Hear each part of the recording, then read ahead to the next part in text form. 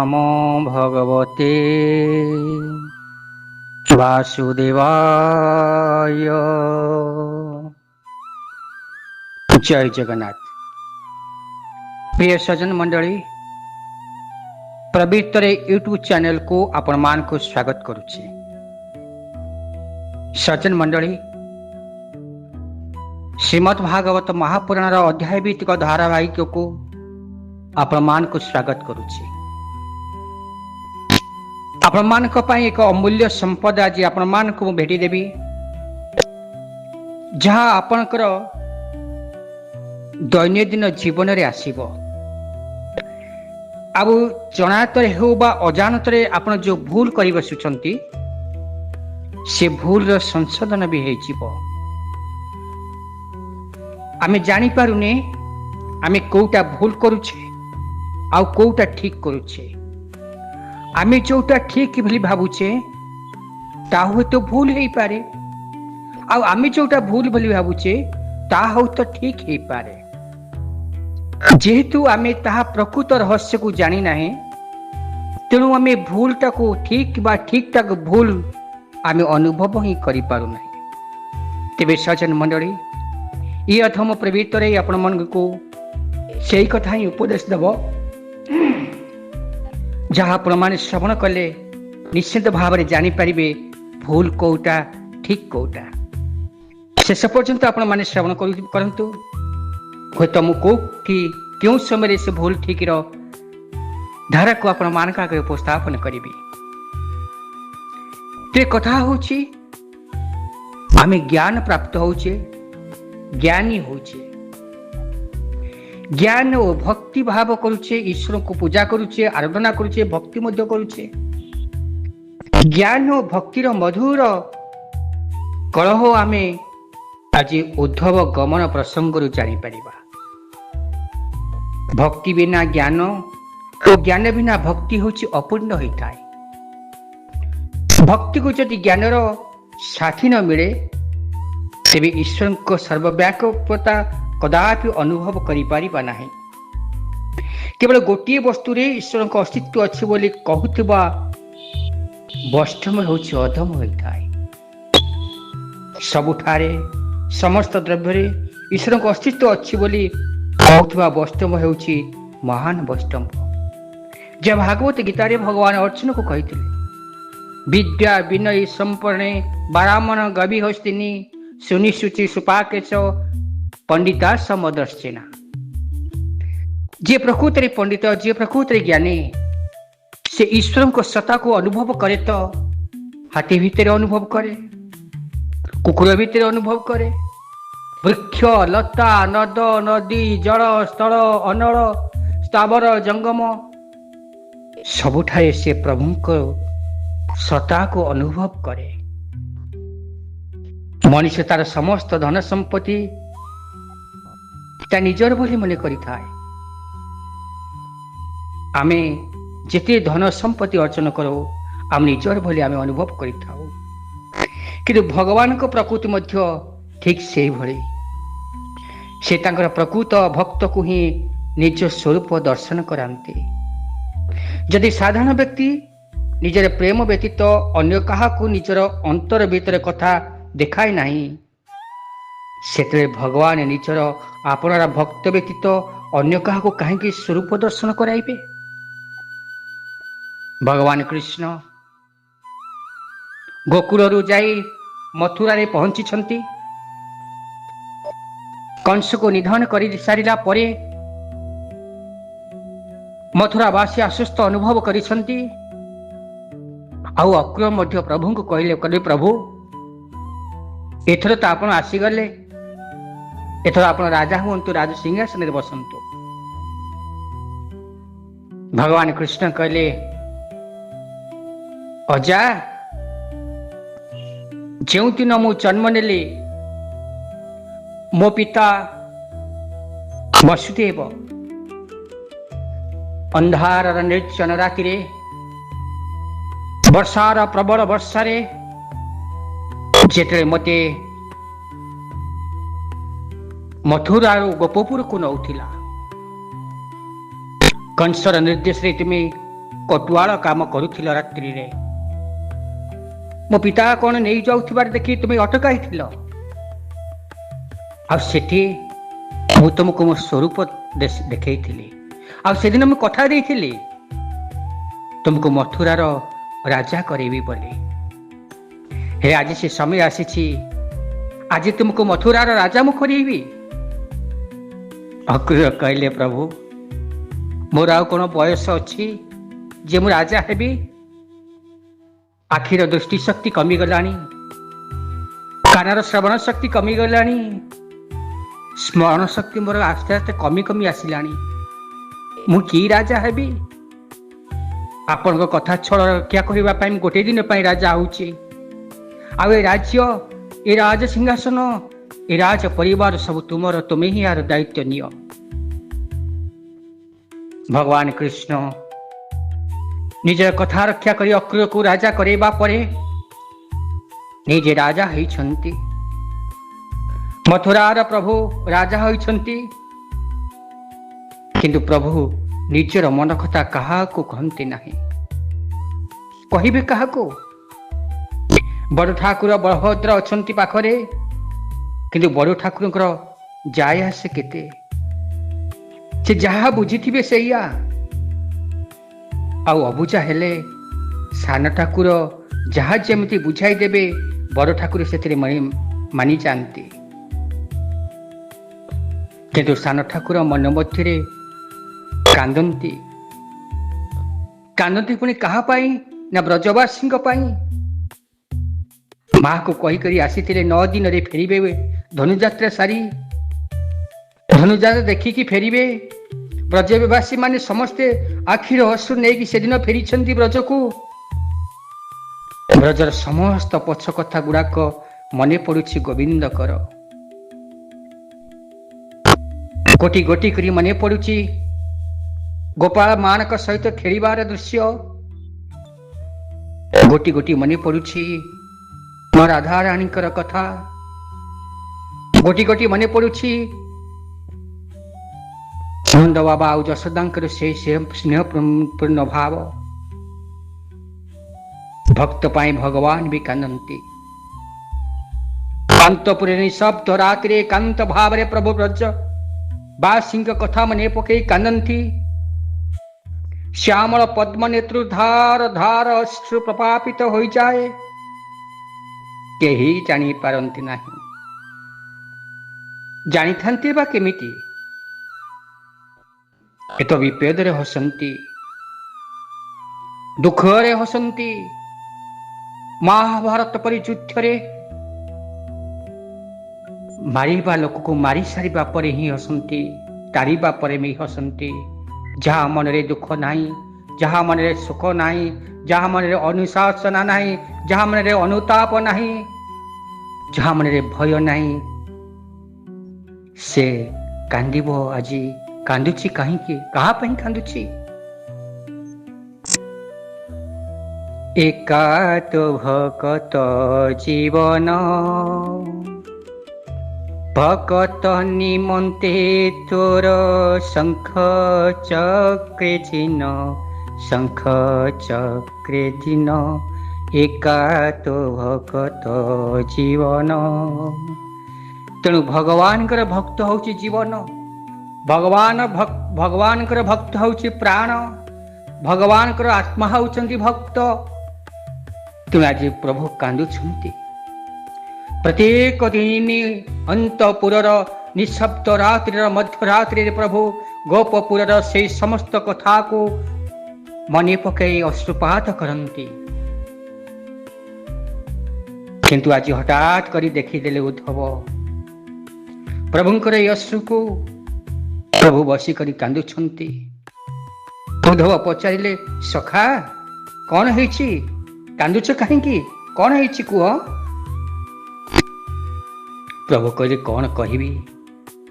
କେମିତି ବୁଝାଇବି ଏ ଉଦ୍ଧବକୁ ମୁଁ କାହିଁକି କାନ୍ଦୁଛି? ପ୍ରଭୁ ନୀରବ ରହିଲେ।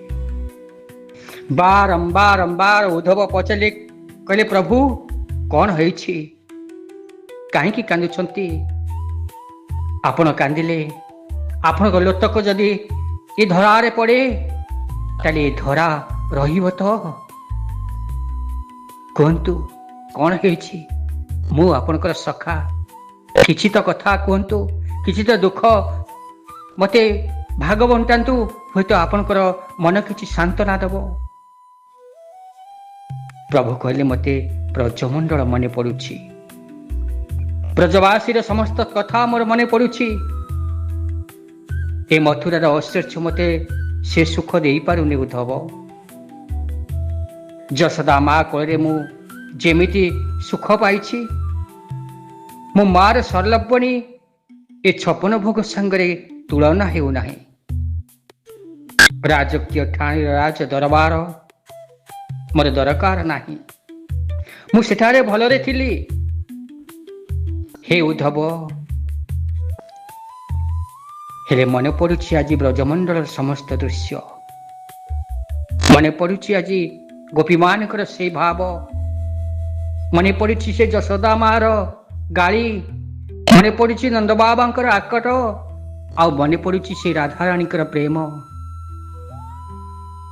ଉଦ୍ଧବ କହିଲେ, ପ୍ରଭୁ ଏଇ କଥା ଠିକ ଅଛି, କାଲି ସକାଳୁ ରଥ ନେଇକି ଯିବା, ବୁଲି ଆସିବା। ପ୍ରଭୁ କହିଲେ, ନା, ସମ୍ଭବ ନୁହେଁ। ଉଦ୍ଧବ କହିଲେ, କାହିଁକି? ପ୍ରଭୁ କହିଲେ, ଅଦ୍ୟବଧି ଜରାସଣ୍ଡ ଜୀବିତ ଅଛି, ଆଉ ଜରାସଣ୍ଡ ଯଦି ଜାଣିଯାଏ କୃଷ୍ଣର ମମତ୍ୱ ଅଛି ବ୍ରଜ ପ୍ରତି, ତେବେ ସେ ମୋ ସରଳ ବ୍ରଜବାସୀଙ୍କୁ ଛାଡ଼ିବ ନାହିଁ। ଉଦ୍ଧବ କହିଲେ, ତାହେଲେ ପ୍ରଭୁ ଗୋଟେ ଉତ୍ସବ କରନ୍ତୁ, ଗୋଟେ ଉତ୍ସବର ଆୟୋଜନ କରିବା, ବ୍ରଜବାସୀଙ୍କୁ ସମସ୍ତଙ୍କୁ ଏଠାକୁ ଡାକେଇ ଦେବା, ଆପଣ ସେମାନଙ୍କୁ ଦେଖିବେ, ସେମାନେ ଆପଣଙ୍କୁ ଦେଖିବେ, ଆପଣଙ୍କ ଦୁଃଖ ଲାଘବ ହବ, ସେମାନଙ୍କ ଶୋକ ବି ଲାଘବ ହେଇଯିବ। ପ୍ରଭୁ କହିଲେ, ଉଦ୍ଧବ ତୁମେ ସେମାନଙ୍କୁ ଜାଣିନାହ, ଏ ମଥୁରାର କୃଷ୍ଣ ତାଙ୍କର ଦରକାର ନାହିଁ, ତାଙ୍କର ବ୍ରଜର କୃଷ୍ଣ ଦରକାର ନାହିଁ, ତାଙ୍କର ବ୍ରଜର କୃଷ୍ଣ ହିଁ ଦରକାର, ମଥୁରାର କୃଷ୍ଣ ଦରକାର ନାହିଁ। ବ୍ରଜମଣ୍ଡଳର ଗୋପାଳ ତାଙ୍କର ପ୍ରିୟ, ମଥୁରା ନରେଶ କୃଷ୍ଣ ଦରକାର ନାହିଁ, ଆସିବି ନାହିଁ ସେମାନେ। ରେ ମନ ବୃଷ ବିପିନି ବିହାର, ରେ ମନ ବୃନ୍ଦା ବିପିନି ବିହାର, ଯଦ୍ୟପି ମିଳେ କୋଟି ଚିନ୍ତାମଣି,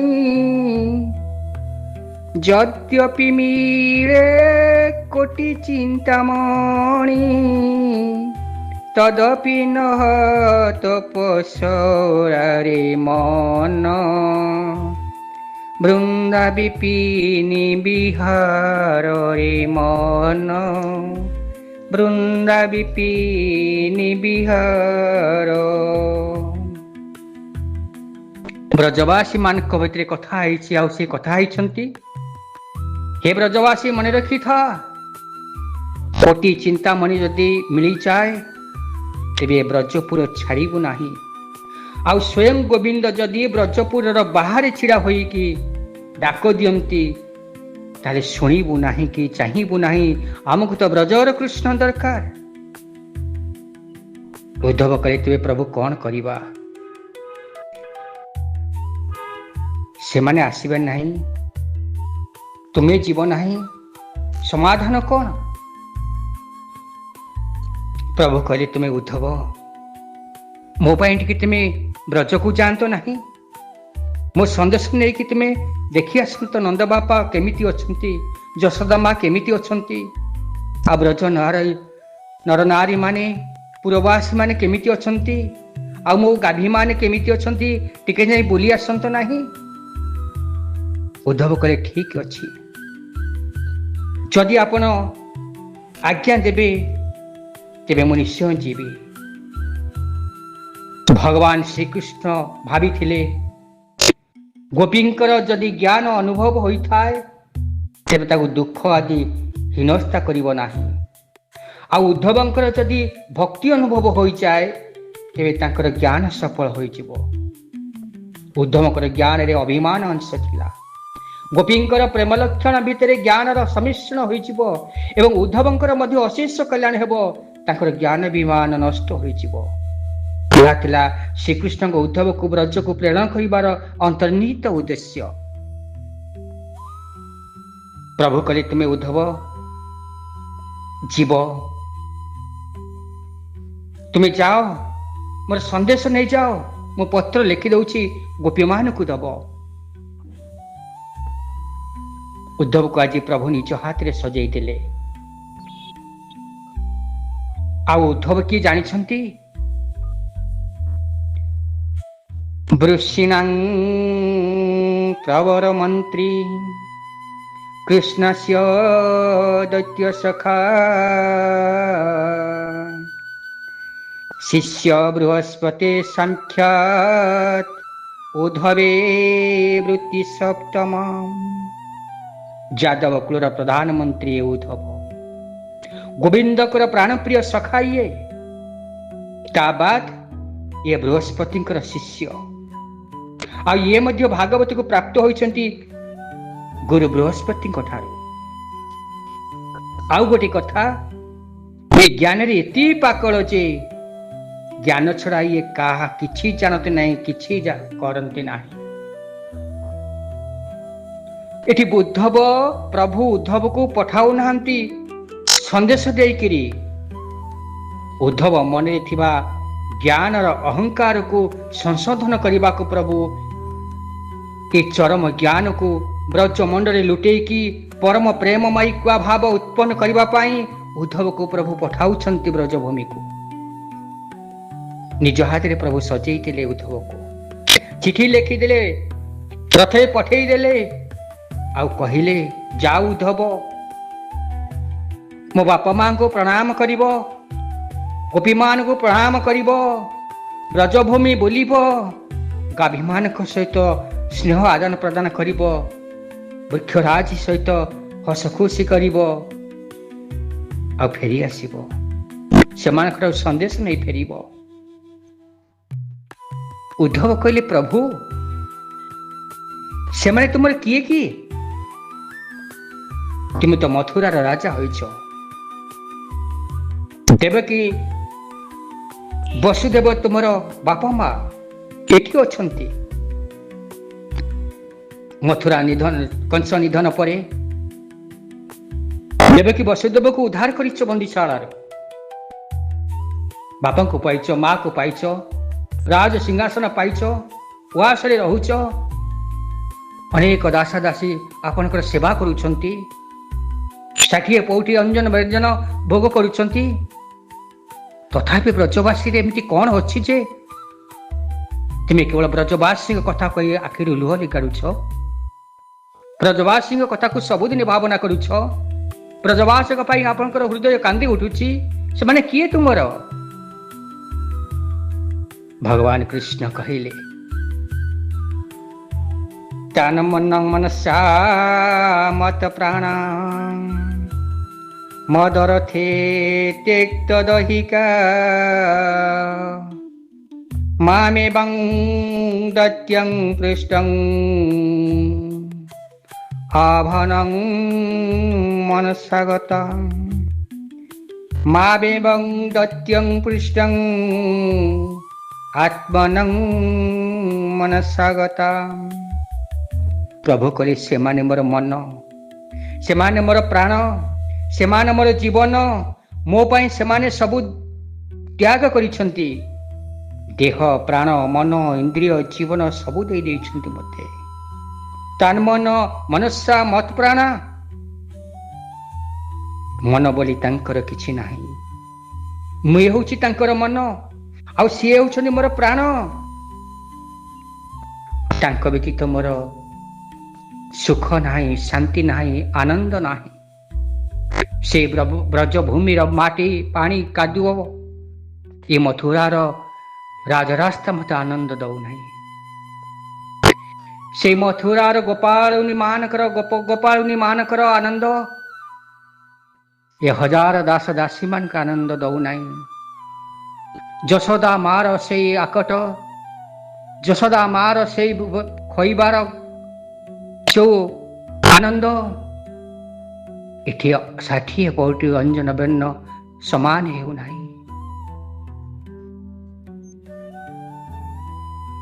ନନ୍ଦ ବାବାଙ୍କର ଆକଟ ରାଜ ସିଂହାସନରେ ରାଜା ପଟୁଆର ମତେ ଆନନ୍ଦ ନଉନାହିଁ। ଉଦ୍ଧବ କହିଲେ, ପ୍ରଭୁ ଠିକ ଅଛି, ମୁଁ ଯିବି, ସେମାନଙ୍କୁ ବୁଝେଇବି। ମୋ ମନରେ ଯୋଉ ଜ୍ଞାନ ଅଛି, ମୁଁ ଯୋଉ ଜ୍ଞାନ ପ୍ରାପ୍ତ ହେଇଛି, ଏ ଜ୍ଞାନ ବଳରେ ମୁଁ ତାଙ୍କୁ ବୁଝେଇ ଦେବି। ସେମାନେ ଯେଉଁପରି ଭାବରେ ତୁମକୁ ପୁତ୍ର ପୁତ୍ର ସ୍ନେହରେ କହୁଛନ୍ତି, ବାଳକ ଗୋପାଳ ବାଳକ ମାନେ ଗୋପାଳୁଣୀ ମାନେ ତୁମକୁ ସଖା ସଖା ବୋଲି କହୁଛନ୍ତି, ରାଧା ତୁମକୁ ପ୍ରେମକ ବୋଲି କହୁଛି, ମୁଁ ତାକୁ ମୋ ଜ୍ଞାନ ମାର୍ଗରେ ଏମିତି ବୁଝେଇ ଦେବି ଯେ ସେ ଆଉ ତୁମ କଥା ମନେ ପଡ଼ିବେ ନାହିଁ କି ତୁମକୁ ଆଉ ସେ ଭାବିବେ ନାହିଁ। କାରଣ ଆପଣ ହେଉଛନ୍ତି ପରମ ବ୍ରହ୍ମ, ଆପଣ ହେଉଛି ଜଗତୀଶ୍ୱର, ଆପଣ ତ୍ରିଲୋକର ଠାକୁର। ଆପଣଙ୍କ ତ ଜନ୍ମ ନାହିଁ, ନା ମୃତ୍ୟୁ ନାହିଁ, ଅଜନ୍ମ ଆପଣ। ନା ଆପଣ କାହାର ପିତା ହେଇପାରନ୍ତି, ନା କାହାର ପୁତ୍ର ହେଇପାରନ୍ତି, ନା ସଖା ହେଇପାରନ୍ତି, ନା ବନ୍ଧୁ ହେଇପାରନ୍ତି। ଏ କଥା ତାଙ୍କର ଜ୍ଞାନ ନାହିଁ ବୋଲି ସେମାନେ ଆତୁରତା ସହିତ ଚିତ୍କାର କରୁଛନ୍ତି, ଆଉ ତମକୁ ସବୁଦିନ ମନେ ପକାଉଛନ୍ତି। ଏତିକି ଅନୁମତି ଦିଅନ୍ତୁ, ମୁଁ ଯିବି ବ୍ରଜବାସୀଙ୍କୁ, ବ୍ରଜମଣ୍ଡଳରେ ସମସ୍ତ ଗୋପାଗୋପଳୀ ମାନଙ୍କୁ, ଗୋପାଣିନୀ ମାନଙ୍କୁ, ମା ରାଧାରାଣୀଙ୍କୁ ଏବଂ ବାବା ବସୁଦେବଙ୍କୁ, ଯଶୋଦା ଏବଂ ନନ୍ଦ ମାଙ୍କୁ ମୁଁ ବୁଝେଇ ଦେଇ ଆସିବି, ପ୍ରକୃତରେ ତୁମେ ତାଙ୍କର ପୁତ୍ର ନୁହଁ କି ସେ ତୁମର ବାପା ମା ନୁହନ୍ତି। ଭଗବାନ କୃଷ୍ଣ ମନେ ମନେ ଚିନ୍ତା କଲେ, ଏତିକି ତ ମୁଁ ଚାହୁଁଥିଲି। ଏ ଉଦ୍ଧବ ମନରେ ଯୋଉ ଅହଙ୍କାର, ଉଦ୍ଧବ ତମର ସଖା, ମୋର ପ୍ରିୟ। ପ୍ରକୃତିରେ ଭଗବାନଙ୍କର ଯଦି ମିତ୍ରତା ଥାଏ, ସଖା ଥାଏ, ତେବେ ତିନି ଜଣ ହିଁ ତାଙ୍କର ଏକାନ୍ତ ଭାବରେ ସଖା। ଜଣେ ହେଉଛନ୍ତି ଉଦ୍ଧବ, ଆଉ ଜଣେ ହେଉଛନ୍ତି ସୁଦାମା, ଆଉ ଜଣେ ହେଉଛନ୍ତି ଅର୍ଜୁନ। ତିନି ଜଣ ବ୍ୟତୀତ ଆଉ ସମସ୍ତେ ତାଙ୍କର ପ୍ରାଣ।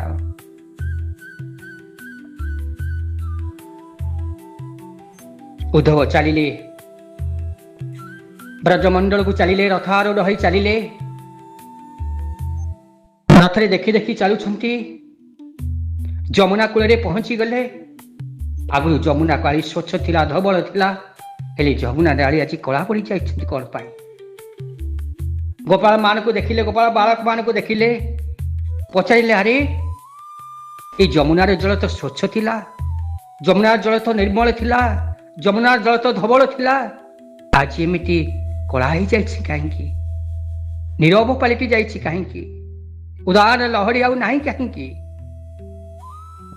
ଗୋପାଳ ମାନଙ୍କ କହିଲେ, କୃଷ୍ଣ ମଥୁରାକୁ ଗଲା ପରଠାରୁ, ଏ ଗୋପପୁରରୁ ମଥୁରା ଯିବା ଠାରୁ ବୋଧେ ତୁମେ ଆଉ ଗୋପପୁର ମଥୁରାକୁ, କ୍ଷମା କରି ବ୍ରଜକୁ ଆସିନାହ। ତୁମେ ବୋଧେ ପ୍ରଥମ ଥର ପାଇଁ ଆସିଛ, ସେଇଥିପାଇଁ ତୁମେ କହୁଛ ନା? ଏ ବ୍ରଜମଣ୍ଡଳରୁ ଯୋଉ ଦିନ କୃଷ୍ଣ ମଥୁରାକୁ ଯାଇଛନ୍ତି, ସେଇ ଦିନ ଠାରୁ ଏ ଯମୁନା ରାଣୀ ତାର ରଙ୍ଗ ପରିବର୍ତ୍ତନ କରିଦେଇଛି, ଆଉ ନିଜକୁ ଅସହାୟ ମନେ କରୁଛି, ନିରବି ଯାଇଛି ଯମୁନା ଆଜି। ଆଉ ପଚାରିଲେ, ଗୋପାଳ ବାଳମାନଙ୍କୁ ଉଦ୍ଧବ ପଚାରିଲେ, କହିପାରିବ ନନ୍ଦ ବାବାଙ୍କ ଘର କୋଉଟା? ମତେ ଦେଖେଇ ଦବ? ଗୋପାଳ ବାଳକ ମାନେ କହିଲେ, ଆପଣ କିଏ? ନା ମୁଁ ଉଦ୍ଧବ, ଶ୍ରୀକୃଷ୍ଣଙ୍କର ଏକାନ୍ତ ସଖା। ମୁଁ ଆସିଛି କିଛି ବାର୍ତ୍ତା ନେଇ ନନ୍ଦ ବାବା ଆଉ ଯଶୋଦାଙ୍କୁ ଦେବି, ଆଉ ତୁମମାନଙ୍କ ସହିତ ବାର୍ତ୍ତାଳାପ କରିବି, ତୁମମାନଙ୍କ ସହିତ ମିଶିବି, ମୁଁ ଯିବି। ଗୋପାଳ ବାଳକ ମାନେ କହିଲେ, ଠିକ ଅଛି, ଆଗ ଯାଅ, ନନ୍ଦ ବାବା ଆଉ ଯଶୋଦା ମାଙ୍କୁ ଦେଖା କର, ତାପରେ ଆମ ପାଖକୁ ଆସିବ।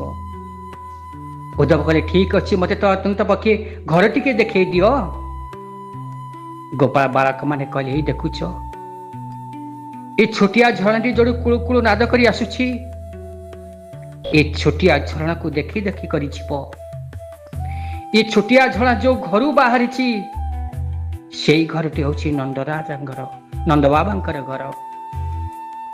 ଉଦ୍ଧବ କହିଲେ, ଘର ଭିତରୁ ଝରଣା? ଏ ଘର ଭିତରୁ ଝରଣା ଆସିବା କାରଣ କଣ? ଘରୁ କେମିତି ଝରଣା ଆସିବ? ଗୋପାଳ ବାଳକ ମାନେ କହିଲେ, ଯେଉଁ ଦିନଠାରୁ କୃଷ୍ଣ ଯେଉଁ ଦିନଠୁ କହ୍ନେଇ ଆମର ଏ ବ୍ରଜଭୂମି ତ୍ୟାଗ କରି ମଥୁରାକୁ ଯାଇଛି, ସେଇ ଦିନଠୁ ସମସ୍ତ ଗୋପାଳ ଗୋପାଳୁଣୀ ମାନେ, ସଖା ମାନେ ସେଇ ନନ୍ଦ ବାବାଙ୍କର ସେଇ ଅଗଣାରେ ବସି କ୍ରନ୍ଦନ କରନ୍ତି।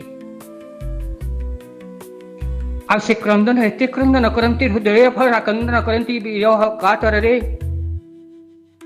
ଏ ଅଶ୍ରୁ ଗଳୁଥିବା ନୟନରୁ ଗଡୁଥିବା ଅଶ୍ରୁ ଗୁଡିକ ପ୍ରପାତ ଏତେ ଜୋର ହୁଏ ଯେ ଏ ଅଶ୍ରୁରେ ତିଆରି ହେଇଛି ସେଇ ଝରଣା। ଆଜି ପର୍ଯ୍ୟନ୍ତ ଶୁଖୁ ନାହିଁ। ଆଜି ପର୍ଯ୍ୟନ୍ତ ବି ଗୋପୀମାନେ ନନ୍ଦ ବାବାଙ୍କ କୁଟିଆ ନିକଟରେ ଠିଆ ବସି କାନ୍ଦନ୍ତି। ଆଉ ସେ କ୍ରନ୍ଦନ ସ୍ୱରୂପ ଏ ଅଶ୍ରୁ ନିଗଦ୍ୟ ହୋଇ ଝରଣା ସୃଷ୍ଟି ହେଇଛି। ହତଭାଗ୍ୟ ହେଇଗଲେ ଉଦ୍ଧବ। ଚିନ୍ତା ବି କରିପାରିଲେନି, ସତରେ ପ୍ରଭୁ ଯାହା କହୁଥିଲେ ଠିକ କଥା।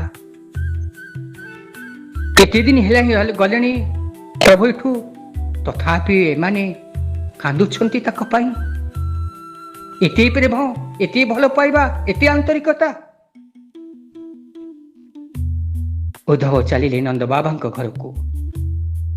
ଆଉ ପହଞ୍ଚି ବି ଗଲେ ନନ୍ଦ ବାବାଙ୍କ ଘରେ। ଆଉ ନନ୍ଦ ବାବା ଚିହ୍ନନ୍ତି ଉଦ୍ଧବକୁ। ବହୁ ବାର ମଥୁରା କଟକକୁ ଯାଇଛନ୍ତି କଂସରାଜକୁ କର ଦେବା ପାଇଁ। ଉଦ୍ଧବକୁ ଦେଖିଛନ୍ତି, ଚିହ୍ନିଗଲେ ଉଦ୍ଧବକୁ। ଉଦ୍ଧବକୁ କହିଲେ, ଉଦ୍ଧବ ତମେ ଆସିଲ? ହେଲେ ମୁଁ କହ୍ନେଇ, ମୋ ଲାଲା କାହିଁ? ମୋ ଲାଲା ତୁମ ସାଙ୍ଗରେ ଆସିନାହିଁ? ଉଦ୍ଧବ କହିଲେ, ଲାଲା ମତେ ପଠାଇଛନ୍ତି କିଛି କହିବାକୁ, ଚିଠି ଦେଇଛନ୍ତି। ଲାଲାଙ୍କର ବାଲ୍ୟ ସଖା ଆଉ ଗୋପୀମାନଙ୍କ ପାଇଁ। ରାଜ୍ୟ କାର୍ଯ୍ୟରେ ବ୍ୟସ୍ତ ଥିବାରୁ ଆସିପାରିଲେ ନାହିଁ। ମତେ ତାଙ୍କର ଅନ୍ତରଙ୍ଗ ବନ୍ଧୁ ଭାବନ୍ତି, ମତେ ତାଙ୍କର ସଖା ଭାବନ୍ତି। ସେଇ ହିସାବରେ ମତେ ପଠେଇଛନ୍ତି ତୁମ ପାଖକୁ।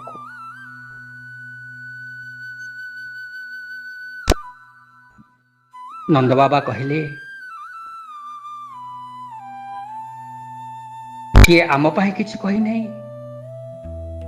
ତୁମେ ଆସିଲା ବେଳେ ତାକୁ ସାଥିରେ ଟିକେ ନେଇ ଆସିଲ ନାହିଁ? ଉଦ୍ଧବ ମହାରାଜ ମନରେ ଚିନ୍ତନ କଲେ, ଏମାନଙ୍କୁ କେମିତି ମୁଁ ବୁଝେଇବି?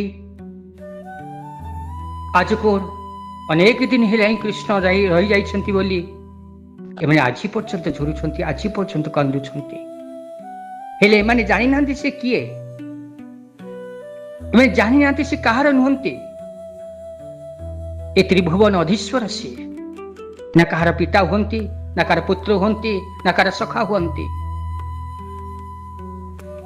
ଉଦ୍ଧବ ମହାରାଜ ମନରେ ଚିନ୍ତନ କଲେ, ଏମାନଙ୍କୁ ବ୍ରହ୍ମଜ୍ଞାନ ଶିଖାଇ ଦେବି। ଆଉ ସିଏ କିଏ ବୋଲି ଏମାନେ ଭାବୁଛନ୍ତି? କିଏ ଏମାନଙ୍କର ପୁଅ? ଆରେ ଏମାନେ ତାଙ୍କର ବାପା ମା କେମିତି ଭାବୁଛନ୍ତି ଏମାନେ?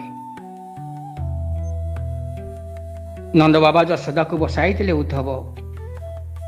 କହିଲେ, ତୁମେ ଏତେ ଅଧୈର୍ଯ୍ୟ ହୁଅ ନା, ଏତେ ଅଧୀର ହୁଅ ନା, ତୁମେ ଏତେ କାତର ହୁଅ ନା। ତୁମେ ଜାଣିନ ବୋଲି କାନ୍ଦୁଛ, ସେ ସବୁଠି ଅଛି, କେଉଁଠି ନାହିଁ। ନନ୍ଦ ବାବା କହିଲେ, କଣ କହୁଛ? ଉଦ୍ଧବ କହିଲେ,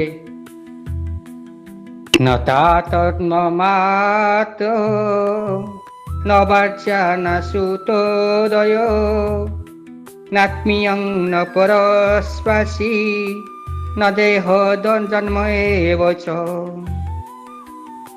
ଉଦ୍ଧବ କହିଲେ, ତାର କେହି ନାହାନ୍ତି,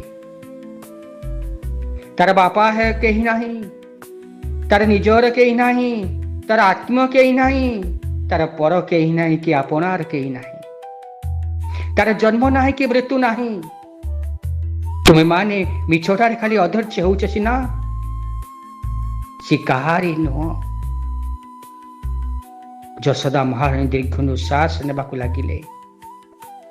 କହିଲେ, ଉଦ୍ଧବ କଣ କହୁଛୁ ତୁ? ମୁଁ ତା ମା ନୁହଁ, ସେ ମୋ ପୁଅ ନୁହଁ, ସେ କିଏ ତାହେଲେ? ଉଦ୍ଧବ କହିଲେ, ପରମ ବ୍ରହ୍ମ ପରମ ଧାମ ସଚିତାନନ୍ଦ ବିଗ୍ରହ କହିଲେ ସିଏ ପରମ ପୁରୁଷ, ପରମ ବ୍ରହ୍ମ, ସନାତନ ପୁରୁଷ ଜଗନ୍ନାଥ ସିଏ। ଯଶୋଦା ମାତା କାନ୍ଦିବାକୁ ଲାଗିଲେ। କହିଲେ ଉଦ୍ଧବ, କଣ କହୁଛୁ ତୁ? ମୋ ଘରକୁ ଜଣେ ସାଧୁ ଆସିଥିଲେ। ନାରାୟଣଙ୍କର ପୂଜା ଚାଲିଥାଏ, ଆଉ ସାଧୁ ଜଣେ ନାରାୟଣକୁ ନୈବେଦ୍ୟ ଅର୍ପଣ କରୁଥାନ୍ତି, ଡାକୁଥାନ୍ତି ନାରାୟଣକୁ, ଆହ୍ୱାନ କରୁଥାନ୍ତି। ସେତେବେଳେ ମୋର କହ୍ନେଇ ଯାଇ ସେ ଲଡୁଟିକ ଖାଇ ଦେଉଥାଏ। ଥରେ ନୁହଁ, 2 ଥର ଏମିତି ଖାଇଲା ବୋଲି ମୁଁ ତାକୁ ଛାଟେରେ ପିଟିଲି, ପଚାରିଲି, ସାଧୁ ବାବା ରାଗିବେ? ସାଧୁ ବାବାଙ୍କର ଏ ନୈବେଦ୍ୟ ପ୍ରଭୁଙ୍କୁ ଅର୍ପଣ କରୁଛନ୍ତି, ତୁ ତାକୁ ଅଇଁଠା କରିଦେଲୁ କେମିତି? କହ୍ନେଇ ମୋର କହିଲା, ନାଇଁ ମା, ମତେ ତ ସେ ସାଧୁ ଡାକିଲେ, ନ ଡାକିଥିଲେ ମୁଁ ଯାଇଥାନ୍ତି କାହିଁକି? ନାରେ ବୋକା, ସେ ସାଧୁ ଭଗବାନଙ୍କୁ ଡାକୁଛନ୍ତି, ଭଗବାନଙ୍କୁ ଆହ୍ୱାନ କରୁଛନ୍ତି। କହ୍ନେଇ ମୋର ସେଦିନ କହିଥିଲା, ମା, ମୁଁ ପରା ଭଗବାନ। ଆରେ ସେ ଭଗବାନ କହିଥିଲା ବୋଲି ମୋ ଠାରୁ କେତେ ଯେ ମାର ଖାଇଛି ତାର ହିସାବ ନାହିଁ। ଆଜି ତୁ ପୁଣି କହୁଛୁ ସେ ଭଗବାନ ବୋଲି? ଆରେ ତୁ ତ ବୃହସ୍ପତିର ଶିଷ୍ୟ ପରା ତୁ। ନା ହଁ ମା। ନା ବ୍ରହ୍ମ କାହାକୁ ଭୟ କରେ? ଉଦ୍ଧବ କହିଲେ, ନା। ବ୍ରହ୍ମ କେବେ ଭୋକରେ ଆଉଟୁ ପାଉଟୁ ହୁଏ? ଉଦ୍ଧବ କହିଲେ, ନା। ନା ବ୍ରହ୍ମ କେବେ ଅସହାୟ ହୋଇକି କାନ୍ଦେ? ଉଦ୍ଧବ କହିଲେ, ନା। ବ୍ରହ୍ମ କେବେ ବନ୍ଦନାରେ ଆସେ? ଉଦ୍ଧବ କହିଲେ, ନାଇଁ। ଯଶୋଦା କହିଲେ, ମୋରି କୋଳରେ ମତେ ଚାବୁଡିକି ଶୁଏ, ସ୍ୱପ୍ନ ଦେଖିକରି କାନ୍ଦେ, ଭୋକ ହେଲେ ମୋର ସ୍ତନର ଅମୃତକୁ ପାନ କରି ଇଏ। ଏଇ ଯୋଉ ଦଉଡ଼ି ଦେଖୁଛୁ, ମୁଁ ତାକୁ ଏଇ ଦଉଡ଼ିରେ ବାନ୍ଧିଛି, ମୋ କୋଳରେ ଆସିକି ବସେ। ଆଉ ଗୋଟିଏ ଦିନର କଥା କହୁଛି ଶୁଣ। ରୁଟିଟିଏ ରହୁଳି ଲଗାଇ ଦେଇଥିଲି, ଅଗଣାରେ ବୁଲିକରି ଖାଉଥିଲା। ତୁ ତ କହିଲୁ ସେ ସଚିତାନନ୍ଦ, ତାର ଦୁଃଖ ନାହିଁ, ତାର କ୍ରୋଧ ନାହିଁ, ତାର ଚୋଳା ନାହିଁ। ମୋ ଗୋପାଳ ସେଦିନ ହାତରେ ରୁଟିଟି ଧରିଥିଲା। ଧୂଳି ଧରେ ଅଙ୍ଗେ ସହିତ ଶ୍ୟାମା, କୈସିବିନି ଶ୍ରୀ ସୁନ୍ଦର ଚୋଟି। ଖେଳ ଦିଖାତ ଫିରେ ଅଙ୍ଗନା, बग पेतन बालक फिरक छोटी। गीत छोड़ के रस खाना लिखी, भारत बकमा कला नीति कोठी। कि का को विभाग को का कोई हरी, हाथ से ले गया माखन रोटी। हाथ से ले गया माखन रोटी। सेदिन सजेई देइथिली ताकू, चूड़ारे मयूर चंद्रिका, बेकरे बनमाल, कमरे कमरपटी, तथापि धूलिरे गड़ीगला से। धूली थारे अंगे सहित श्यामा, ब्रजरे धूली न लगिले बोधे ताकू भल लागेनी। धूली धरे अंगे सहित श्यामा, कसिबिनी श्री सुंदर चोटी। आउ बसिकरी से केबे खाएनी। उद्धव मु गोड़े गोड़े ताकू बड़े बड़े की खोउथाए, से दौड़ुथिबो, खाउथिबो, बुलुथिबो, एमिति खाए सी। हे सज्जन मंडली, जगतर कर्ता परमेश्वर परम पिता विश्व चिंतामणि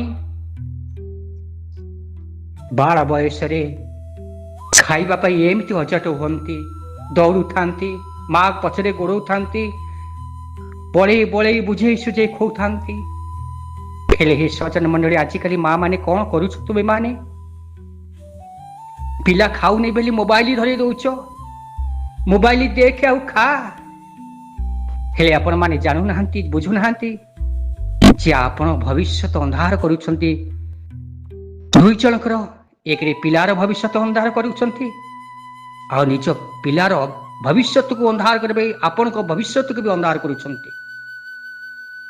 କାହିଁକି ନା ଯଦି ପିଲା ଏବେଠାରୁ ଏ ମୋବାଇଲ ସଂସ୍ପର୍ଶରେ ଆସେ, ମୋବାଇଲ ଦେଖେ ଆପଣ ମାନେ ତାକୁ ଖାଇବାକୁ ଦିଅନ୍ତି, ଏକରେ ତ ଛୋଟବେଳୁ ଦୃଷ୍ଟି ଶକ୍ତି ନଷ୍ଟ ହବ, ଦୁଇରେ ସ୍ମରଣ ଶକ୍ତି ନଷ୍ଟ ହବ, ତିନିରେ ବଙ୍କା ହେଇ ବସିବା ଦ୍ୱାରା ସ୍ପଣ୍ଡାଇଲେସ ପ୍ରୋବ୍ଲେମ ମଧ୍ୟ ବାହାରିବ।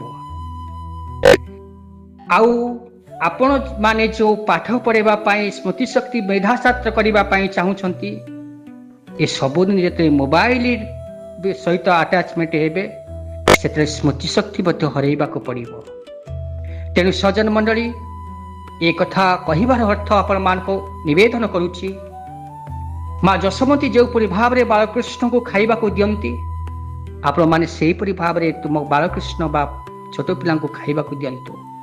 କଦାଚିତ ମୋବାଇଲ ଦେଖି ଖାଇବାକୁ ଦିଅନ୍ତୁ ନାହିଁ, ନହେଲେ ଆପଣଙ୍କ ଭବିଷ୍ୟତ ନଷ୍ଟ, ପିଲାର ଭବିଷ୍ୟତ ମଧ୍ୟ ନଷ୍ଟ ହେଇଯିବ। ଆଉ ଯଶୋଦା ମା ସେଇ କଥା ହିଁ କହୁଛନ୍ତି, ଖେଳ ତ ହାତେ ଫିରେ ଅଙ୍ଗନା, ବଗ ପେଚନ ବାଚନ ଫିରି କି ଚୋଟି।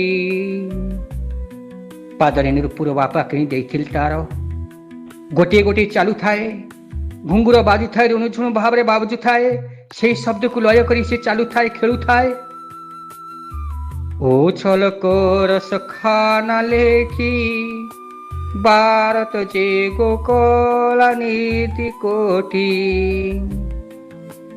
କାको କି ଭାଗକୁ କା କହି ହରି, हाथ से ले गया माखन रोटी, हाथ से ले गया माखन रोटी।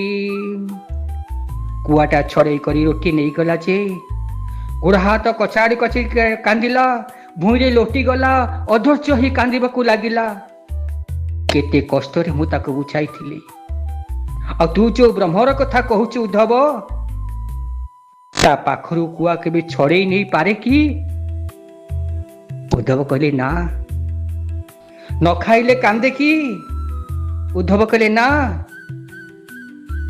मोर कृष्ण यही परी हुए, ताले कृष्ण आ ब्रह्म दीटा भीतर केउटा ठीक मते कह।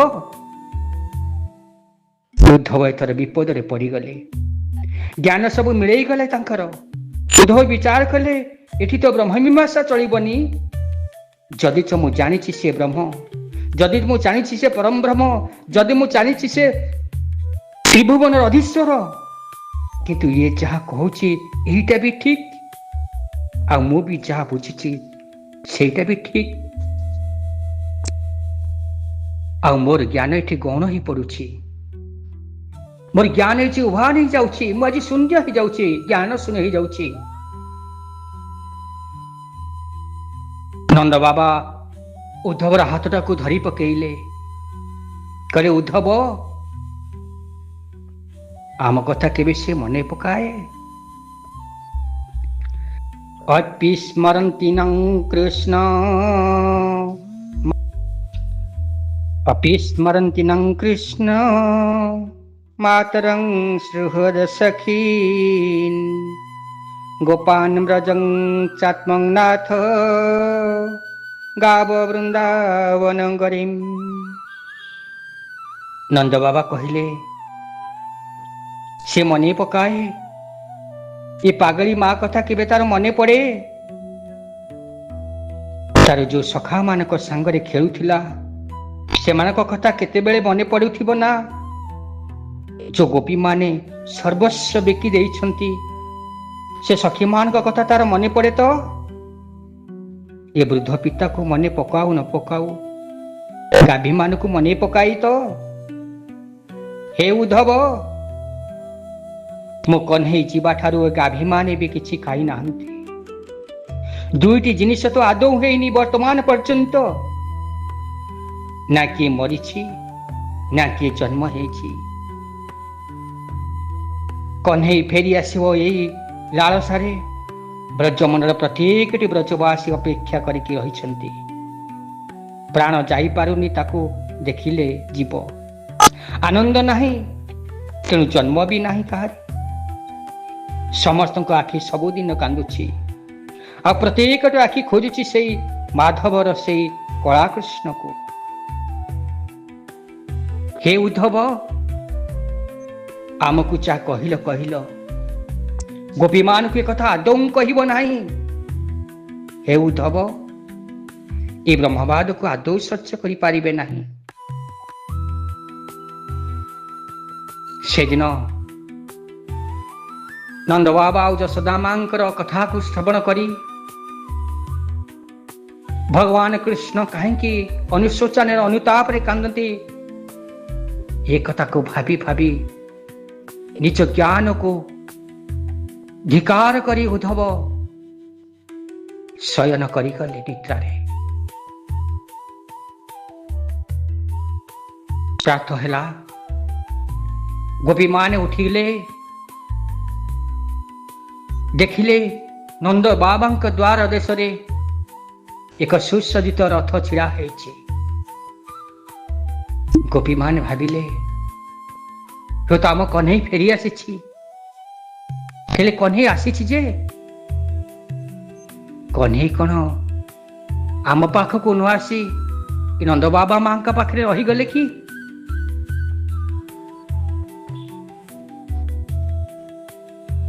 ଭାବିଲେ ତାଙ୍କ ପ୍ରାଣପ୍ରିୟ କହ୍ନେଇ ଫେରି ଆସିଛି ବୋଲି ସେମାନେ ଦୌଡ଼ିବା ଆରମ୍ଭ କଲେ।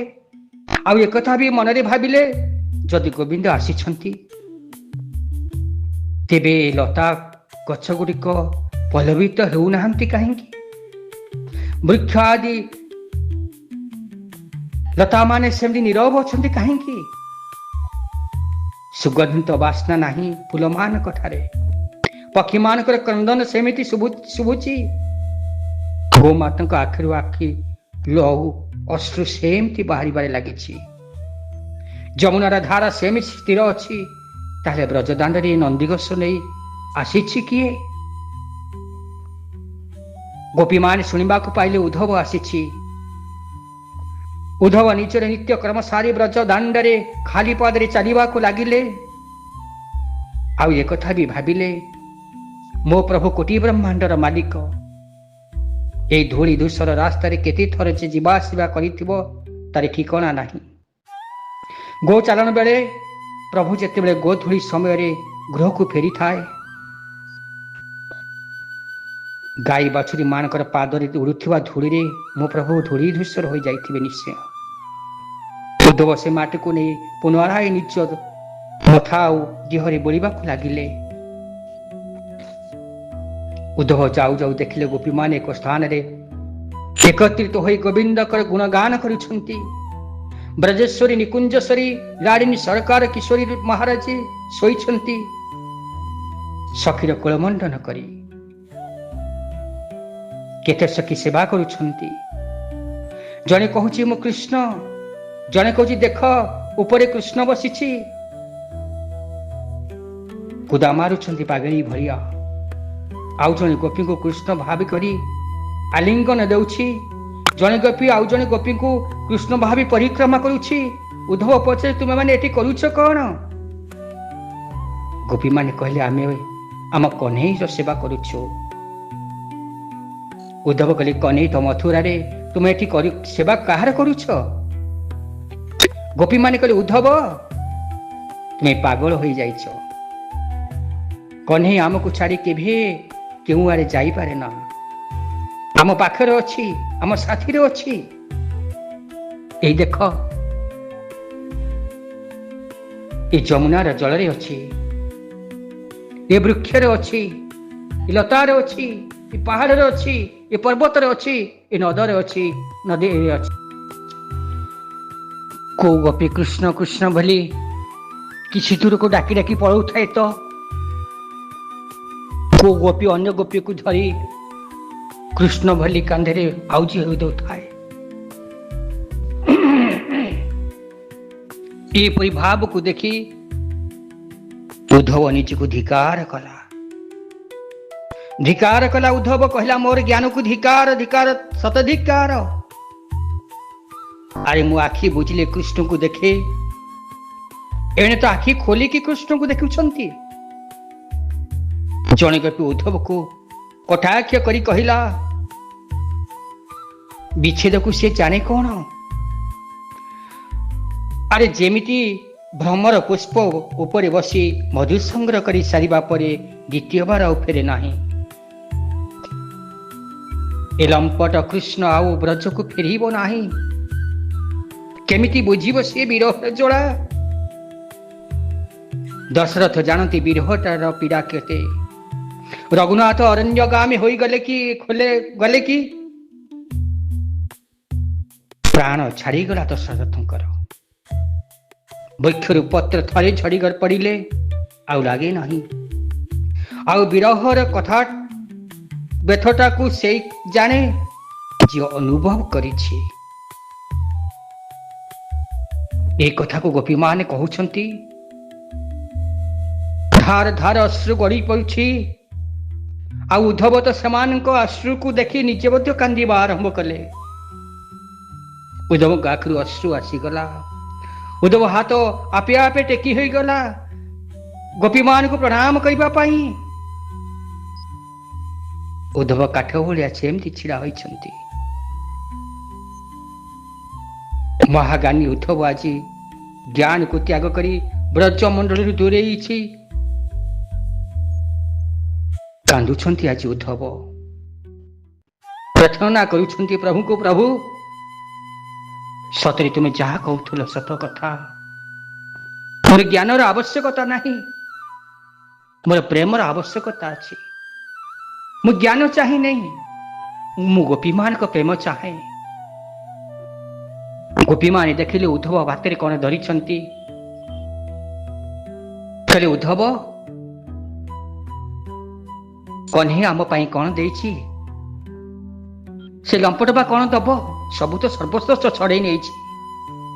आम जीवन आम प्राण सबू तो नहीं। आ तुमे जो कहल जे आम पाई संदेश आनी कौन संदेश आनीच। उद्धव हाथ रे धरिथिबा से पत्रटी खोलिले। ए गोपी माने जे जोड़ी समस्ते आसी से पत्र को पुड़ा पुड़ा कर चिरी नहीं पड़े खंड खंड करदेले। उद्धव कहले अरे तुम कल कौन। गोपी माने कहले कहीं कौन है कि ना रे कन्हे तुमर ये पत्र रे लिखी तुम मानक पाई। गोपी माने कहले कहीं किछि तो है नहीं। आमे तो पत्र नहीं देखुछु धागे तुम कन्हईर निज हाथ लेखा एतिर अच्छी, निजर भाव एतिर अच्छी। से तो आम नहीं गलु आम पूरा से देइथिले। ना रे तुम्हें पाइब कौन। सी तो सब टुकुरा टुकुरा चिरिकी टुकुरा टुकुरा हो गला। तुम्हें पाइब कौन, देखिब कौन, पढ़िब कौन। गोपी माने कहले उद्धव ए टुकुरा पत्र धीरे जहा लेखा अच्छी आम हाथ रे जेतिकी पड़िछि सेतिकी आम पाई यथेष्ट। से कन्हईर मुह, से कन्हईर हाथ लेखा, से कन्हईर प्रतिच्छवि आम तो देखी पारुछु। आउ देखिबु कौन, आमको देखेब तुम्हें कौन। उद्धव आहरी आचंबित हो गले। अरे पत्र तो टुकुरा टुकुरा रहीगला, समस्ते पुड़ाई पुड़ाई चिरी चिरी चिरी करी नहीं गले। आमु कौन पढ़ी प्रभु कौन लिखिछथि, मु कौन ताको पढ़ी शुणेबी। ये तो प्रभु जहाँ लिखिथिले ये ताठो अधिक भाव विनिमय सब कही चलुछंती, मु ताको शुणेबी कौन।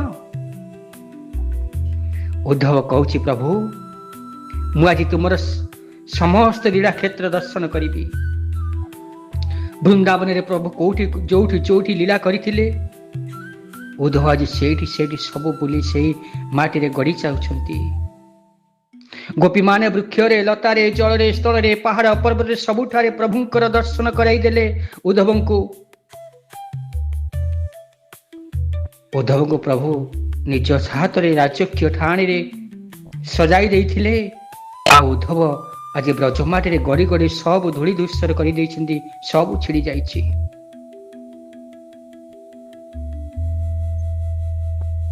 ଗୋପୀମାନେ ଏଥର ଉଦ୍ଧବକୁ ନେଇଗଲେ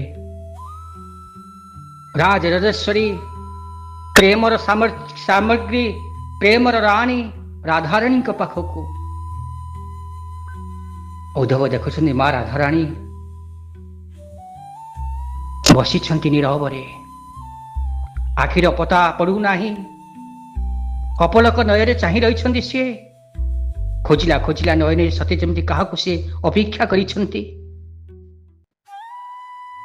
ଉଦ୍ଧବ କହିଲେ, ମା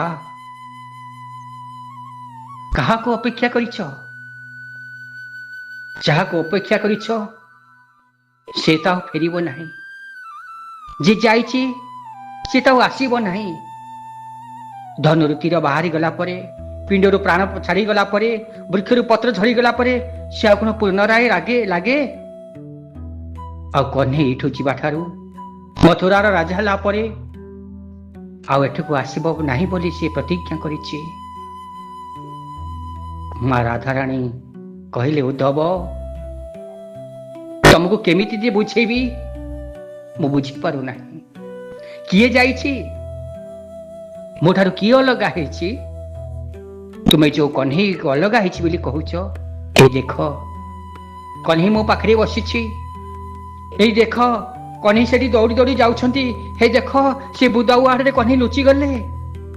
ମା ରାଧାରାଣୀ ଦୌଡ଼ି ଗଲେ, ବୁଦାଉ ଆଡ଼ରେ ପହଞ୍ଚି ଗଲେ, ଫୁଲ ଗୁଡାକୁ ଧରି ପକେଇଲେ, ପତ୍ର ଗୁଡାକୁ ପଚାରିଲେ, କହ୍ନେଇ ଆରେ ଲୁଚ ନେଇ ବାହାରି ଆସ, ବାହାରି ଆସ, ମୁଁ ପରା ତୁମ ପାଖକୁ ଆସିଛି, ତୁମ ପାଖରେ ପହଞ୍ଚି ଗଲାଣି। ବୃକ୍ଷ ଉହାଡ଼ ମୂଳକୁ ପଳେଇ ଗଲେ, କହିଲେ, କହ୍ନେଇ ମୁଁ ଆଉ ଚାଲିପାରୁନି, ଥକିଗଲାଣି, ରହିଯାଅ ଟିକେ, ରହିଯାଅ, ମତେ ଧରା ଦିଅ। ଉଦ୍ଧବ ଆଚମ୍ବିତ ହେଇଗଲେ। ଗୋପୀମାନଙ୍କ ଠାରୁ ଯେତିକି ଦେଖିଥିଲେ, ଯେତିକି ଶୁଣୁଥିଲେ, ଏ ରାଧାରାଣୀଙ୍କର ପ୍ରେମରେ, ରାଧାରାଣୀଙ୍କ ଭାବରେ ନିଜକୁ, ନିଜର ଜ୍ଞାନ ପ୍ରସମକୁ ଜଳାଞ୍ଜଳି ଦେଲେ ଆଉ ସମର୍ପିତ ହେଇଗଲେ ମା ରାଧାରାଣୀଙ୍କ ପାଖରେ। ଏ ଭାବକୁ ଦେଖି ମା ରାଧାରାଣୀ ପୁଣି ଆସି ବସିଗଲେ କୁଞ୍ଜ ମଧ୍ୟରେ, ଆଉ ନିଜ ମଥାଟାକୁ ଏ କୁଞ୍ଜ ବନ ମଧ୍ୟରେ ଥାପି ଦେଇ କହୁଛନ୍ତି, ମା ରାଧାରାଣୀ, କହ୍ନେଇ ମତେ ଟିକେ ଥାପୁଡ଼େଇ ଦିଅନ୍ତେନି, ମତେ ନିଦ୍ରା ଆସିଲାଣି। ଆଉ ଭାବରେ, ଏ ଭାବ ଯେତେବେଳେ ଆସିଗଲା ଉଦ୍ଧବଙ୍କର, ଉଦ୍ଧବ ମଧ୍ୟ ଦେଖୁଛନ୍ତି ମା ରାଧାରାଣୀଙ୍କ ପାଖରେ କହ୍ନେଇ ବସିଛନ୍ତି। ଆଉ ଉଦ୍ଧବଙ୍କ ଆଖିରୁ ଧାର ଧାର ଲୁହ ଗଡ଼ି ପଡ଼ିଲା। କହିଲା, ପ୍ରଭୁ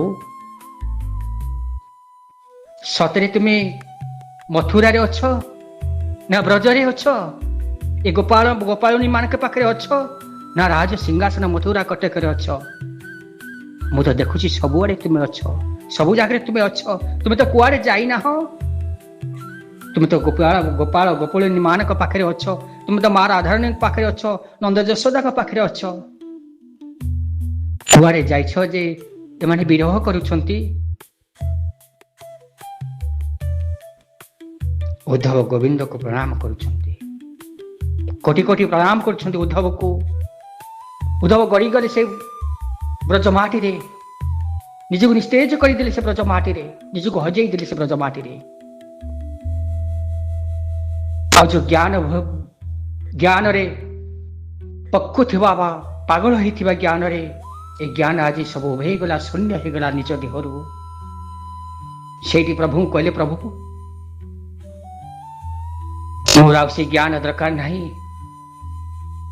ମୋର ଅହଙ୍କାର ଆପଣ ତୋଳି ଦେଇଛନ୍ତି। ପ୍ରକୃତରେ ଜ୍ଞାନର ଆବଶ୍ୟକତା ନାହିଁ, ଭକ୍ତିର ଆବଶ୍ୟକତା ଅଛି। ଆଉ ଯୋଉ ପ୍ରେମ, ଆଉ ଯୋଉ ଭକ୍ତି ଭାବ ଧାରା ଏଠି ପ୍ରବାହିତ ହଉଛି,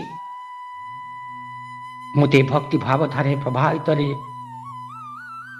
ମୁଁ ତ ଆଦ୍ର ହେଇଗଲାଣି, ମୋ ଦେହ ହାତ ସବୁ ଭିଜିଗଲାଣି। ଆଉ ପ୍ରଭୁ ଆବଶ୍ୟକତା ନାହିଁ, ମୁଁ ମଥୁରାକୁ ଫେରିଯିବା। ପ୍ରଭୁ ଯଦି ଏତିକି ଦୟା କରନ୍ତ, ଯଦି ଏତିକି କରୁଣା କରନ୍ତ ହେ କରୁଣାମୟ,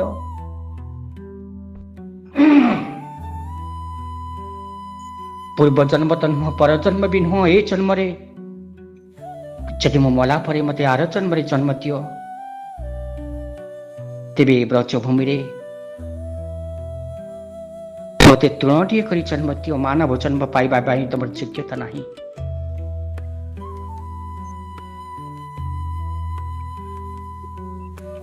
ଆଜି ଉଦ୍ଧବ ଏ ଗୋପୀମାନଙ୍କ ପ୍ରେମ, ମା ରାଧାରାଣୀଙ୍କ ଭକ୍ତିକୁ ଦେଖି ଉଦ୍ଧବ ଗୋବିନ୍ଦକୁ ପ୍ରଣାମ କଲେ ନାହିଁ। ଉଦ୍ଧବ ବ୍ରଜଭୂମିକୁ ଗୋପୀମାନଙ୍କୁ ପ୍ରଣାମ କରିବାକୁ ଲାଗିଲେ।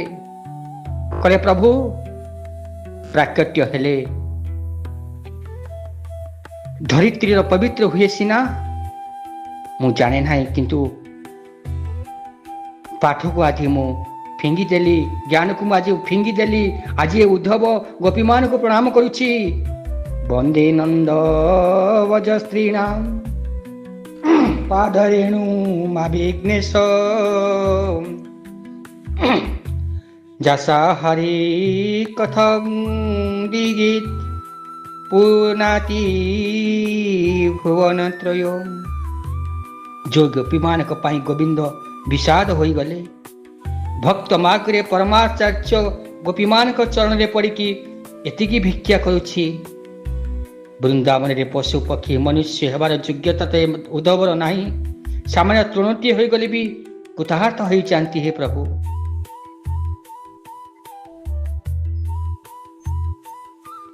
ଏତିକି କହି ଗୋବିନ୍ଦ ପାଖକୁ ପ୍ରଣାମ କରି ଉଦ୍ଧବ ଆଜି ପ୍ରେମାଜ୍ୟ ସାମଗ୍ରୀ ମା ରାଧାରାଣୀଙ୍କ ପାଦ ତଳେ ନିଜକୁ ସମର୍ପିତ ଦେଇ ମା ରାଧାରାଣୀଙ୍କ ଶରଣରେ ଯାଇ ଉଦ୍ଧବ ବାହାରିଲେ ମଥୁରା କଟକକୁ। ଆଉ ପହଞ୍ଚି ବି ଗଲେ। ଆଉ ଯେତେବେଳେ ଗୋବିନ୍ଦଙ୍କ ପାଖକୁ ଉଦ୍ଧବ ଆସିଲେ, ପ୍ରଭୁ ଉଦ୍ଧବକୁ ଦେଖି ଚକିତ ହୋଇଗଲେ। ପ୍ରଭୁ କହିଲେ, ଉଦ୍ଧବ, ଏମିତି ଅବସ୍ଥା ତୁମର କିଏ କଲା? ବାଟରେ ଆସିବା ବେଳେ କିଛି ଅଘଟଣ ଘଟିଲା କି? ଦସ୍ୟୁମାନଙ୍କ କବଳରେ ପଡ଼ିଗଲ କି? ତୁ ତ ଯାଉଥିଲୁ ରାଜା ବେଶ ହୋଇ, ରାଜା ଭଳିଆ ମୁଁ ସଜେଇ ଦେଇଥିଲି। ରାଜା ଭଳିଆ ପୋଷାକରେ ପଡ଼ିଥିଲି। ମୋରି ମଥାର, ମୋ ମୁଣ୍ଡର ସେଇ ମକୁଟର, ମୁଁ ସେଇ ମୟୂର ପୁଚ୍ଛକୁ କାଢି ଦେଇ ମୋ ମକୁଟକୁ ତୋ ମଥାରେ ଭିଡ଼ି ଦେଇଥିଲି ଯେ ମତେ ମୋ ମକୁଟ ଦେଖି ଜାଣିପାରିବେ ତୁ ମୋର ଅନ୍ତରଙ୍ଗ ବନ୍ଧୁ ବୋଲି। ହେଲେ ଆଜି ଛିଡ଼ି ଯାଇଛି, ମକୁଟ ଛିଡ଼ି ଯାଇଛି, ତୋର ପୋଷାକ ଛିଡ଼ି ଯାଇଛି। କଣ ହେଇଛି? କଣ ଅସୁବିଧା ହେଇଛି? ଉଦ୍ଧବ ମୁଖରେ ଆଉ ଶବ୍ଦ ନାହିଁ। ଉଦ୍ଧବ କହୁଛି, ସେଦିନ ପ୍ରଭୁ କହୁଥିଲେ ଯାହା ଆଜି ଠିକ। ଉଦ୍ଧବ ସେଦିନ ପ୍ରଭୁ ବୋଲି କହୁଥିଲା, ହେଲେ ଆଜି ଉଦ୍ଧବ ଗୋପୀମାନଙ୍କ ଭାଷା କହୁଛି। କହ୍ନେଇ, ତୁମ ଭଳିଆ ଲମ୍ପଟ କେହି ନାହିଁ, ତୁମ ଭଳିଆ ଶଠ କେହି ନାହିଁ, ତୁମ ଭଳିଆ ପ୍ରତାରକ କେହି ନାହିଁ, ତୁମ ଭଳିଆ କୃତଜ୍ଞ କେହି ନାହିଁ। ପ୍ରଭୁ କହିଲେ, ଉଦ୍ଧବ କଣ କହୁଛୁ ତୁ? ଏଇ କଥା ତ ମୋ ଗୋପୀମାନଙ୍କର କୁହନ୍ତି। ତୁ ତ ବୃହସ୍ପତିର ଶିଷ୍ୟ, ସେମାନେ ତ ପାଠ ପଢି ନାହାନ୍ତି, ସାଧାରଣ ମର୍ଯ୍ୟାଦା ତାଙ୍କୁ ଜଣା ନାହିଁ। ତୁ ତ ସେମାନଙ୍କୁ ଜ୍ଞାନ ଶିଖେଇବାକୁ ଯାଇଥିଲୁ, ତୁ କଣ ଏଇଆ ଶିଖିକି ଆସିଲୁ? ଗୋଟିଏ ଦିନ 2 ଦିନ ତାଙ୍କ ପାଖରେ ରହିଲୁ କି ନାହିଁ? ତୋର ଏତେ ଜନ୍ମର ଜ୍ଞାନକୁ ତୁ ହରେଇ ଗୋପୀମାନଙ୍କର ଭାଷା କହିବାକୁ ଲାଗିଲୁ ଅଳ୍ପ ଦିନରେ। ଉଦ୍ଧବ ପ୍ରଭୁଙ୍କର ପାଦ ତଳେ ପଡ଼ିଗଲା। ଉଦ୍ଧବ କହୁଛି, ପ୍ରଭୁ ଏଥର ଘରକୁ ଫେରି ଚାଲ, ଗୋପାଳମାନଙ୍କ ପାଖକୁ ଫେରି ଚାଲ। ପ୍ରଭୁ କହିଲେ, ଏଇଟା ପରା ମୋ ଘର, ଯିବି କୁଆଡେ? ଉଦ୍ଧବ କହିଲେ, ନା, ଏଇଟା ତୁମର କଦାଚିତ ଘର ହୋଇପାରେ ନା। ତୁମ ଘର ସେ ବୃନ୍ଦାବନ, ତୁମେ ବୃନ୍ଦାବନକୁ ଫେରି ଚାଲ।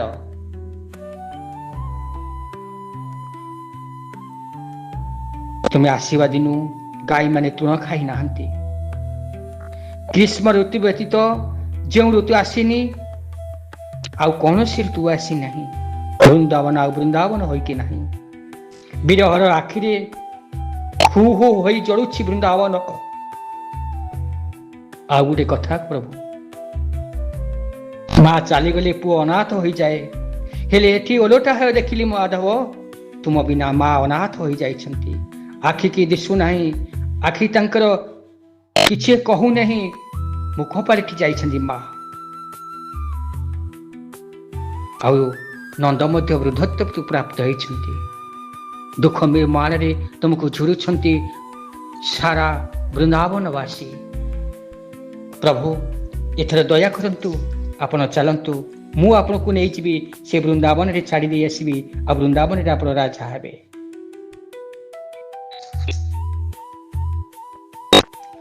ଭଗବାନ ଶ୍ରୀକୃଷ୍ଣ ଉଦ୍ଧବଙ୍କ ମସ୍ତକରେ ତାଙ୍କର ଦରଦ ହସ୍ତ ରଖିଦେଲେ। ଉଦ୍ଧବ ସେଇ ମୁହୂର୍ତ୍ତରେ ସମାଧିସ୍ଥ ହୋଇ ଦେଖିଲେ ଏବଂ ଜାଣିଲେ ସମସ୍ତ ହେଉଛି ଭଗବାନ କୃଷ୍ଣଙ୍କ ଲୀଳା। ସେ ମଥୁରାରେ ବି ଅଛନ୍ତି, ସେ ଗୋକୁଳରେ ବି ଅଛନ୍ତି।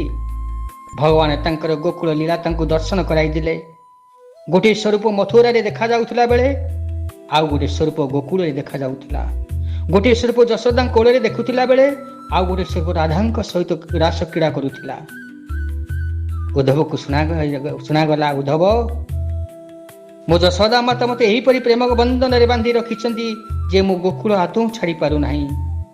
ମୁଁ ତ ମଥୁରାରେ ଦେଖାଯାଇଥାଇପାରେ, ମାତ୍ର ମୁଁ ଗୋପୀଙ୍କ ସହିତ ସବୁବେଳେ ରହିଛି। ମୁଁ ଗୋପୀଙ୍କ ଠାରୁ ଅଭିନ୍ନ, ରାଧାକୃଷ୍ଣ ହେଉଛନ୍ତି ଏକ। ଉଦ୍ଧବ ଏଥର ନିଜକୁ ଲଜ୍ଜିତ କରେ, କହିଲେ, ପ୍ରଭୁ ଆଉ ମୋତେ ଅପମାନିତ କରନ୍ତୁ ନାହିଁ। ମୁଁ ଜାଣିଗଲି ପ୍ରଭୁ ତୁମେ କିଏ ବୋଲି। ଯୋଉ ଜ୍ଞାନର ଦୀପରେ ମୁଁ ଦେଖୁଥିଲି, ଜ୍ଞାନ ସାଗରରେ ମୁଁ ହସୁଥିଲି, ଜ୍ଞାନରେ ମୁଁ ପକଉଥିଲି, ଆଜି ମୁଁ ସବୁ ବୁଝିଗଲି ପ୍ରଭୁ। ଇ ଭକ୍ତି ଭାବରେ ପ୍ରେମାଗ୍ରି ଏ ଗୋପୀମାନଙ୍କ ପ୍ରେମର ଯୋଉ ଲହର, ସେ ପ୍ରେମରେ ମୁଁ ହଜିଗଲି ପ୍ରଭୁ। ଆଜି ମୁଁ ସବୁ ଜାଣିଗଲି ତୁମେ କିଏ ଆଉ ତୁମ ଲୀଳା କେମିତି। ହେ ସଜନ ମଣ୍ଡଳୀ, ପ୍ରଭୁଙ୍କର ଲୀଳା, ପ୍ରଭୁଙ୍କର ସେଇ ମହିମା, ଏ ତ୍ରିଭୁବନ ଠାକୁରଙ୍କର ସେଇ ଲୀଳା ଖେଳାକୁ ଜାଣିବ ବା କିଏ? ହେ ସଜନ ମଣ୍ଡଳୀ, ଯଦି ଭକ୍ତି କରୁଥାନ୍ତି ତ ଜ୍ଞାନ ସହିତ ଭକ୍ତି କରନ୍ତୁ। ଯଦି ଜ୍ଞାନ ଅର୍ଜନ କରୁଛନ୍ତି ତ ଭକ୍ତି ସହିତ ଜ୍ଞାନ ଅର୍ଜନ କରନ୍ତୁ। ତେବେ ପ୍ରଭୁ ଆଉ ଦୂରତ୍ୱରେ ରହିବେ ନାହିଁ, ପ୍ରଭୁ ନିକଟରେ ରହିବେ, ପ୍ରଭୁ ନିଜ ପାଖରେ ହିଁ ରହିବେ। ଅତ୍ର ତତ୍ର ସର୍ବତ୍ର ବିଦ୍ୟମାନ ପ୍ରଭୁ ଅଛନ୍ତି। ତେଣୁ ପ୍ରଭୁଙ୍କୁ ପାଇବା ପାଇଁ, ପ୍ରଭୁଙ୍କୁ ଖୋଜିବା ପାଇଁ ମନ୍ଦିରର ଆବଶ୍ୟକତା ନାହିଁ। ପ୍ରଭୁଙ୍କୁ ପାଇବା ପାଇଁ କୌଣସି ପୁରାଣ ପୁସ୍ତକର ଆବଶ୍ୟକତା ନାହିଁ। ପ୍ରଭୁଙ୍କୁ ପାଇବା ପାଇଁ କୌଣସି ନୈବେଦ୍ୟ ଦେବାର ଆବଶ୍ୟକତା ନାହିଁ, ପୂଜା କରିବାର ଆବଶ୍ୟକତା ନାହିଁ। ପ୍ରଭୁଙ୍କୁ ପାଇବା ପାଇଁ ହେଲେ ପ୍ରେମ ଦରକାର, ଭକ୍ତି ଦରକାର, ଭାବ ଦରକାର। ତୁମେ ସଂସାରରେ ଦବ କଣ? ସବୁ ତ ତାଙ୍କର, ତୁମେ ଦବ କଣ? ଏତିକି ଦିଅ, ନିଜ ମନଟାକୁ ତାଙ୍କୁ ଦେଇଦିଅ, ଦେଖିବେ ପ୍ରଭୁ ତୁମର ହେଇଯିବେ। ପ୍ରଭୁ ଆଉ କିଛି ଚାହାନ୍ତି ନାହିଁ, କିଛି ଚାହାନ୍ତି ନାହିଁ। ତେବେ ଆସନ୍ତୁ, ଏ ସଂସାରର ସମସ୍ତ ସତ୍ୟକୁ ଉନ୍ମୋଚନ କରିବା ପାଇଁ, ସତ୍ୟ ସନାତନ ପ୍ରଭୁଙ୍କର ଶରଣରେ ଯାଇ ପ୍ରଭୁଙ୍କୁ ପ୍ରାପ୍ତ ହେବା ପାଇଁ ହେଲେ ଭକ୍ତି ରହିତ ଜ୍ଞାନ, ଜ୍ଞାନ ରହିତ ଭକ୍ତକୁ ଆମେ ଆପଣେଇ ନେବା, ତେବେ ନିଶ୍ଚିନ୍ତ ଭାବରେ ଆମେ ପ୍ରଭୁଙ୍କୁ ପ୍ରାପ୍ତ ହେବା। ସଂସାରରେ ଯାହା ଦୃଶ୍ୟମାନ ହେଉଛି ତାହା ହେଉଛି ଲୌକିକ। ଯାହା ଦେବା ତାହା ସବୁ ଲୌକିକ ବୃତ୍ତି, ଯାହା କରୁଛେ ତାହା ଲୌକିକ ବୃତ୍ତି। କିନ୍ତୁ ଦୈବିକ ବୃତ୍ତି ସ୍ୱରୂପ ଭଗବାନଙ୍କ ଶରଣାପନ୍ନ ହେଇଯାଅ, ଦେଖିବ ଆପଣଙ୍କୁ ଆନନ୍ଦ ହିଁ ଆନନ୍ଦ ପ୍ରାପ୍ତ ହେବ। ତେବେ ଆସନ୍ତୁ, ଆଜିର ବାଣୀ କେଉଁଠି ବିଶ୍ରାମ ଦେବା। ପୁଣି ଆସନ୍ତା ଏକ ନୂତନ ଅଧ୍ୟାୟରେ ଆପଣମାନଙ୍କ ସହିତ ଆଉ ଗୋଟେ କ୍ଲିପ୍ରେ ଦେଖାହେବି। ଯଦି ଆପଣମାନଙ୍କୁ ଉଦ୍ଧବଙ୍କର ଏଇ ଭାବପୂର୍ଣ୍ଣ ଭକ୍ତି ଭଲ ଲାଗୁଥାଏ, ତେବେ ନିଶ୍ଚିନ୍ତ ଭାବରେ ମୋ ଚ୍ୟାନେଲକୁ ଲାଇକ୍ କରିବେ, ସେୟାର କରିବେ, ଆଉ ସବସ୍କ୍ରାଇବ୍ କରିବାକୁ ଭୁଲିବେ ନାହିଁ। ତେବେ ଆସନ୍ତୁ, ଆଜିର ବାଣୀକୁ ବିଶ୍ରାମ ଦେବା। ଆଉ ବିଶ୍ରାମ ଦେବା ପୂର୍ବରୁ ପ୍ରଭୁଙ୍କର ଟିକେ ନାମ ନେବା ଏବଂ ଆଜିର ବାଣୀକୁ ବିଶ୍ରାମ ଦେବା। ସର୍ବେ ବୋଲନ୍ତୁ ହରି ହରି, ହରି କରିବେ ଭବ ପାରି। ହରି ଯେ ମଳୟ ପବନ, କାଷ୍ଟକୁ କରନ୍ତି ଚନ୍ଦନ। बोलिए भागवत भगवान की, बोलिए बालकृष्ण भगवान की। सर्वे भवन्तु सुखिनः, सर्वे सन्तु निरामयाः, सर्वे भद्राणि पश्यन्तु, मा कश्चित् दुःखभाग् भवेत्। ओम शांति, ओम शांति, ओम शांति।